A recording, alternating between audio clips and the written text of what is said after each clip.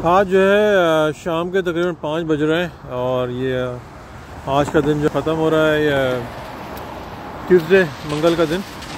Weather काफ़ी अच्छा हो रहा है आज। यहाँ पे जो है बारिश भी हुई है और टेम्परेचर जो है ऑलमोस्ट 15-17 डिग्रीज़ का है, जो कि बहुत ही ज़बरदस्त किस्म का टेम्परेचर है यहाँ पे। होपफुली यही कि सर्दियाँ जो है यहाँ पे शायद एंड होने वाली हैं, विंटर जो है। लेकिन बहरहाल वो एक आखिरी झटका कभी कभी आ जाता है यहाँ पे। तो लेकिन बहरहाल ओवरऑल ये विंटर जो है इतना बहुत ज़्यादा प्रॉब्लम नहीं हुई यहाँ पे कनाडा के अंदर एज़ कम्पेयर टू जो लास्ट ईयर का था। तो अल्लाह का शुक्र है कि काफ़ी बेहतर मामला रहे यहाँ पे विंटर के, और उम्मीद है कि इंशाल्लाह आइंदा भी मामला बेहतर रहेंगे। समर ज़रा ठीक रहता है, समर में गर्मी होती है, गर्मी में जो है वो मामला सही रहते हैं। तो एनीवेज, तो वीडियो पसंद लाइक सब्सक्राइब करें, शेयर ज़रूर करें। Thank you very much, take care, bye.